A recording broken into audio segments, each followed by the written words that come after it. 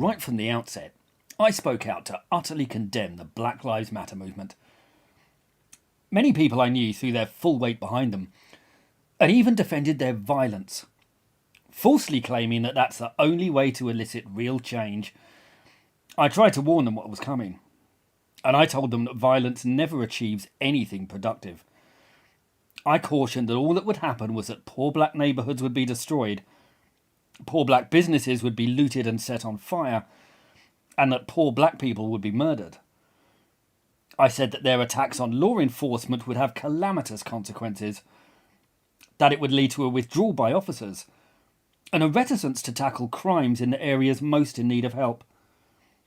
This would lead to a sharp rise in crime and murder that would devastate communities, result in a spiralling death rate, and ruin countless lives.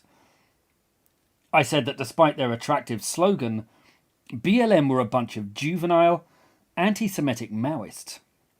They were inveterate, clueless racists, committed to the destruction of capitalism, the nuclear family, the edifice of Western civilization, and the white race.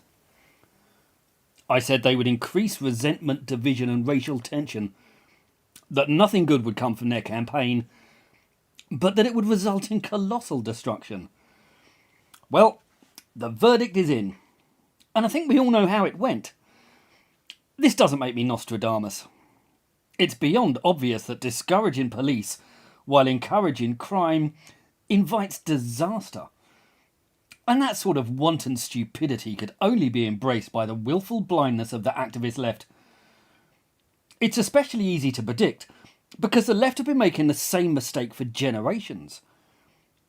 Take Che Guevara. Now, he started out as a nice guy, a doctor who saw great injustice in the world, terrible poverty, vast disparities in wealth, and who yearned to make the world a better place. But he came to the same solution and made the same mistake the most committed of left-wing activists always make. Instead of trying to help the poor, to try and improve their circumstances, something he never even attempted, he just hoped to destroy the rich, to attack success. He simply looked to break the part of the world that was working. He became consumed with hatred for capitalists, the bourgeois, and Americans. He twisted into a nasty, snarling demagogue. And BLM have been making exactly the same mistake. They've done nothing at all to help black people. They haven't even tried. They've just poured hate, bile and scorn on white people. They've relentlessly attacked them and sought to break all their institutions, all the parts of the world that are working. Well, if you pour poison into the world, poison will come back out. And we're seeing the results of that now. Of course, all those who loudly supported BLM when it was trendy soon moved on and forgot all about it, as they always do. They'll quickly pick up the next dubious cause they're told to support, while the areas destroyed by their activism and ignorance will be picking up the pieces for years. It's difficult to even quantify the catastrophic failures of BLM. All that death and destruction came to pass. Dozens were murdered in riots, and the virtual collapse in policing in numerous inner-city areas led to a rise in the US homicide rate of close to 10,000. And all that invective, all that hate spread against white people has inspired some appalling vigilante lunatics to act on it. James O'Keefe of Project Veritas recently caught just one of those demagogues on camera, recording South Carolina Democrat Crystal Matthews bragging that blacks should treat white people like shit. Well, spreading about that sort of hate has real-world consequences. The left claimed the Kyle Rittenhouse verdict proved how racist America was.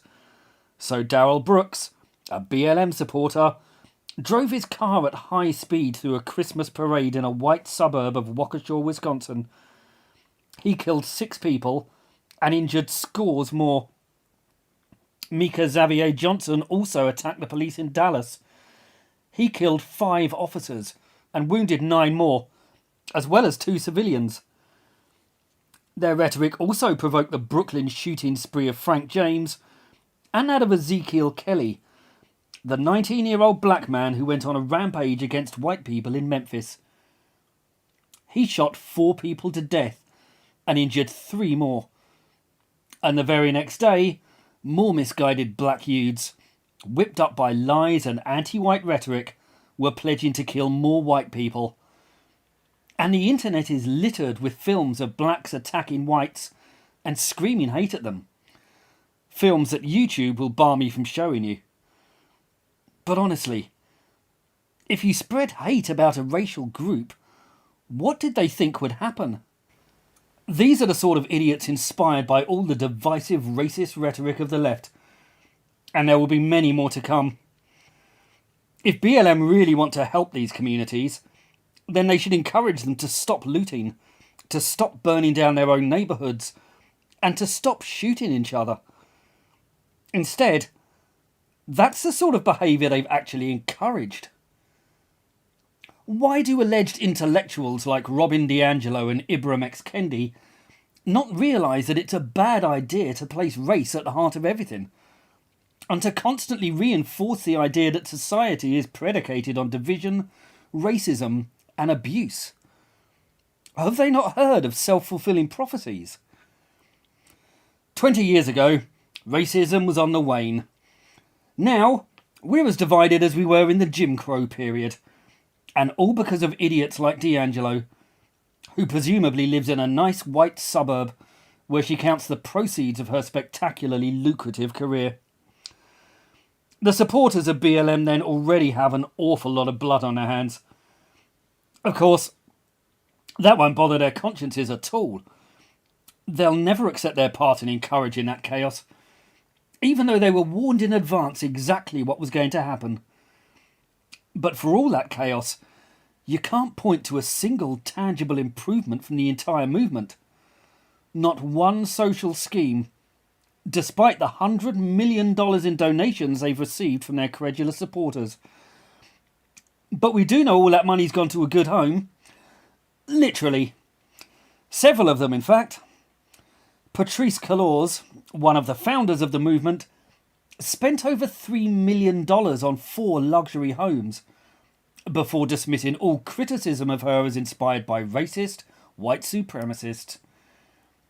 But it didn't end there, because BLM went on to buy an even bigger property, a 7-bedroom LA mansion costing a cool $6 million. That property has a recording studio, a 2-bedroom guest house, and a luxury pool. And Cullors, Alicia Garza, and Melinda Abdullah filmed themselves in the property guzzling champagne. Garza sneered at her allegedly white critics that, "Y'all don't know shit about what it takes to live in a box here." Some box. For an organisation dedicated to radical wealth distribution, to help the disadvantaged, and to the complete dismantling of capitalism, it's a curious choice. Which is probably why they initially went through numerous suspicious-looking loopholes to hide it. On top of this, as a charity, BLM is required to list its expenditures and donations annually, but it's failed to do this for a few years now. Cullors again sneered that all her critics were racist and sexist, that the luxury mansion had been brought as a safe space for black people in the community, and she then quit the movement, presumably having better things to do with her newfound wealth. No charity work appears to have been done at the mansion, but it has been used for the leading members' private business practices, and Patrisse hired her brother as head of security while approving her mother for a cleaning job there. In fact, Cullors paid her brother nearly $1 million, and the father of her child was paid even more for creative services. Shalamia Bowers was also accused of stealing $10 million from BLM, and a lawsuit has been filed against him. It's perhaps unsurprising then that Lisa Simpson and Samara Rice, 2 mothers of victims of police violence, went public to condemn BLM. They said, "We don't want or need y'all parading in the streets, accumulating donations, platforms, movie deals, etc., of the deaths of our loved ones, while the families and communities are left clueless and broke. Eloquently put. But what about all the leftist politicians who eagerly jumped on the BLM bandwagon? And what of all the calls to defund the police? Well, as predicted, that didn't go very well either. The left's attitude to policing and crime in the wake of BLM's campaign is seen in the ruination of dozens of Democrat-run cities and states. By encouraging low-level crime and drug use, the likes of San Francisco, Washington, D.C. and Los Angeles are now awash with homeless drug addicts and rising crime levels. More worryingly, perhaps the greatest perpetrator of this ruinous idiocy, Gavin Newsom, is rumoured to have been positioned for the presidency. Nancy Pelosi has spent decades as the congresswoman for San Francisco, and in her time in power, she has grown immeasurably wealthy, while the city she presides over has become increasingly poor, unruly, dirty, and a significantly worse place to live. And worryingly, despite the transparent failings and the radical left's bulging catalogues of even worse crimes that litter the historical record, the Democrats look set to become more left-wing yet, and their credulous voters will still keep supporting them. One of the victims of radicalism is the spirit of self-criticism. The new generation can never admit to mistakes, so they'll just keep doubling down on them and worsening them. They'll just claim that the spike in gang violence in Chicago wasn't caused by their policies at all. It was the nebulous threat of institutional racism. Democratic policies have led to a shocking crime wave in numerous regions. But let's look at Los Angeles and San Francisco, perhaps the two greatest epicenters of woke madness, where the damage wrought by adherence to the BLM line has been most acute. Cesar Boudin, the San Francisco district attorney, is the 41-year-old son of radical left-wing terrorists, members of the Weather Underground, who were jailed for their roles in a bank robbery in which 2 police officers and a security guard were murdered. Boudin was raised by other radicals and worked for a while for Hugo Chavez in Venezuela. When running for DA, he pledged to keep people, and he meant specifically black and brown people, out of prison. He scrapped cash bail, no longer prosecuted any minors as adults, no matter how vicious their crimes, and halted any prosecution of quality of life crimes like prostitution, open-air drug use, and public defecation. He also made drug possession and theft of goods less than $950 a misdemeanor rather than a felony, thus effectively removing the risk of prosecution. The results were predictable. There was a tsunami of crime and antisocial behaviour in the city, and the same policies, rolled out in Los Angeles by DA Gascon, saw the same pattern emerge. Some of the cases were truly nauseating. A serial criminal in San Francisco, Troy McAllister, an African American, was repeatedly arrested for burglary and driving stolen cars. But Boudin's office refused to prosecute him, and he kept getting released. Then he stole another car, drove over 2 women as they crossed the street, and killed both. But perhaps the most appalling example is that of Adrian Gonzalez. He lured his 8-year-old neighbour, Maddie Middleton, to his flat with the promise of ice cream. Then he attacked her, raped her, strangled her, stabbed her in the neck, and wrapped duct tape around her mouth. He sealed her up in bin bags and stuffed her in the trash. When he dumped her in the bin, Maddie was still alive, but unable to escape. She suffocated. All the legal and medical experts who examined Gonzalez said they had never encountered such a warped and dangerous individual. But Gonzalez lives in California, and because of the liberal legal reforms introduced by the Democrats, by fools like Gavin Newsom, he was jailed for just 4 years, and he'll be back on the streets very soon. In Democrat-run cities, car theft, burglaries and muggings have rocketed. Shoplifting has become an epidemic. Attacks on Asian Americans skyrocketed too. Homelessness, drug use and public defecation are everywhere. California is effectively rewarding such activities. Demoralised police officers are retiring in cities like these, and in New York and Chicago, where the murder rate has soared. New recruits are not coming forward. This is the catastrophe wrought by the Black Lives Matter and the Defund the Police campaigns. It's been an unmitigated disaster, but its like will be repeated, because people like catchy slogans and simple-sounding solutions, rather than really thinking through an issue. And these issues are still going on.